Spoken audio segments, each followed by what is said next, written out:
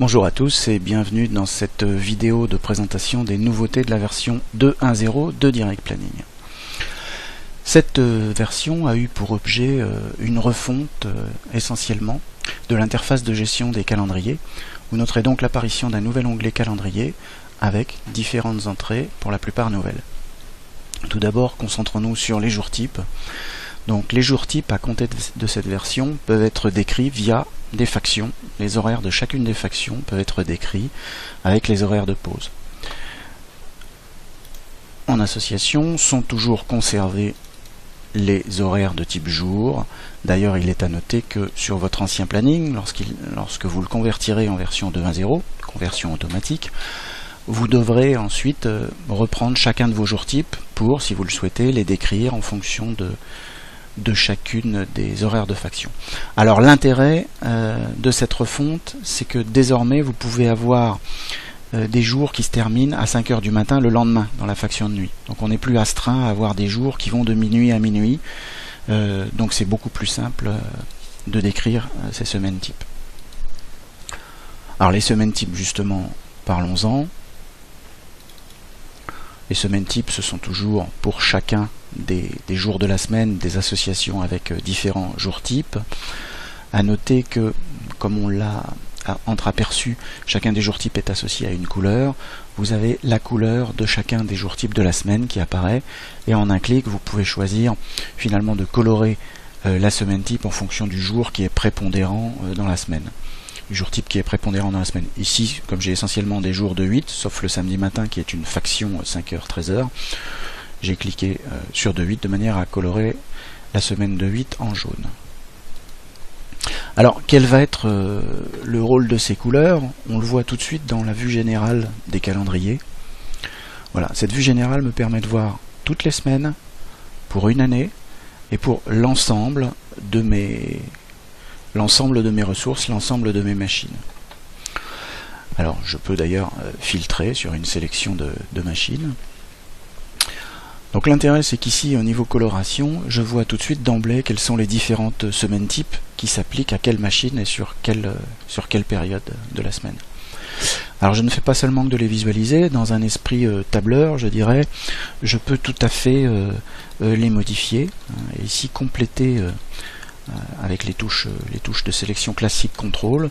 Je peux passer ici cette sélection là par exemple en 38, voilà, et je peux par exemple imposer ici les horaires d'été de fermeture de l'entreprise. Donc je peux sélectionner les semaines, toutes machines confondues, et imposer par exemple une semaine de fermeture.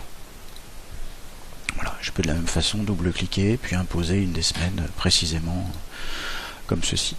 Donc quelque chose de très pratique. Je vais pouvoir aussi faire des copier-coller, cher à tous les tableurs. Je peux copier une sélection et puis l'appliquer comme ça sur une plage de destination. Voilà pour essentiellement la vue générale en calendrier. Je peux aussi disposer d'une liste de tous les calendriers de toutes les machines, et je peux zoomer sur disons le planning uniquement de cette machine. Donc ici je vois tous les jours, toutes les semaines de l'année, et en colonne je vois les jours. Donc j'ai une vue plus fine que celle que j'avais précédemment, et là je vois chacun des jours types.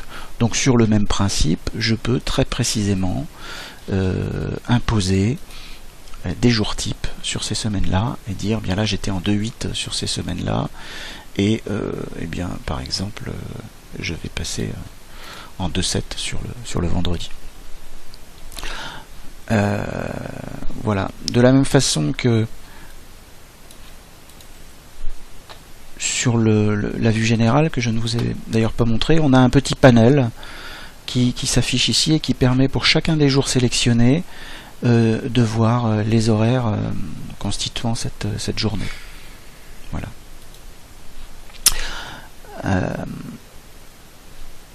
Autre point essentiel de cette mise à jour, la gestion des jours fériés.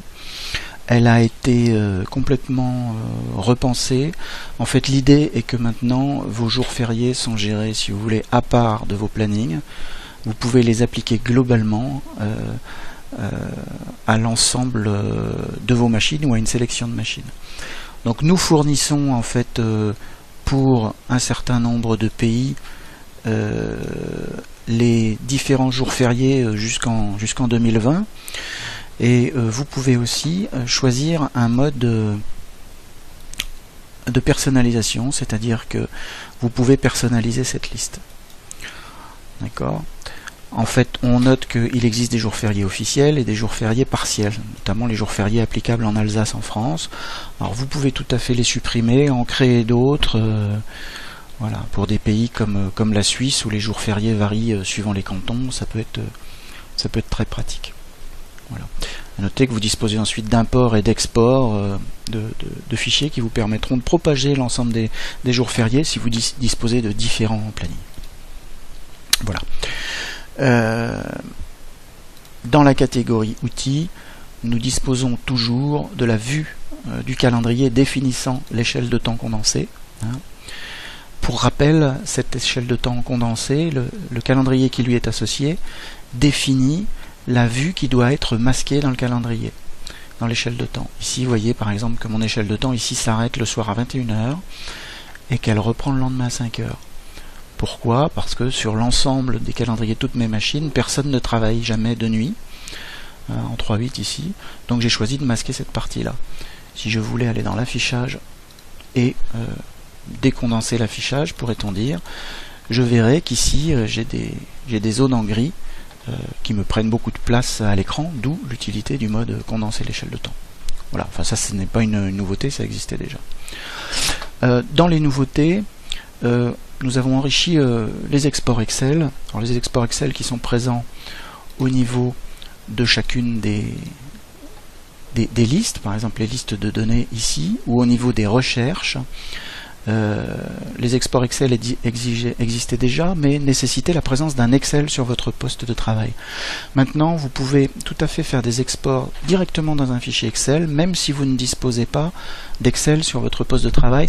Alors c'est particulièrement utile sur les serveurs sur lesquels il n'y a pas toujours Excel, parce qu'il est fort cher en licence serveur. Donc ici, je choisis de créer directement mon fichier Excel sur mon bureau. Voilà, puis on le voit, qui est ici, et donc je vais avoir en export directement les données que j'ai choisi d'exporter. Donc ça c'est intéressant. Parmi les modifs mineurs aussi, pourrait-on dire, on a le double-clic sur l'échelle de temps qui permet directement maintenant de se déplacer à une date donnée. Pour rappel, ça c'est pas nouveau, mais vous avez toujours la flèche basse de votre clavier qui permet d'aller à la date du jour, et le Alt flèche basse que l'on peut aussi retrouver ici dans la fonction Aléa qui permet de revenir à la dernière tâche sélectionnée. Ça on ne le redira jamais assez, c'est pratique pour naviguer dans le planning. Enfin, une dernière micro-nouveauté pourrait-on dire, dans le détail de tâches, au niveau de l'onglet marqueur, vous savez qu'il est tout à fait possible d'avoir des notes qui sont associées à chacun des marqueurs. Donc l'idée maintenant, ça a été de créer une petite icône note quand il y a justement la présence d'une de ces notes, et poser la souris sur la note permet de lire directement la note. Voilà, une micro-amélioration.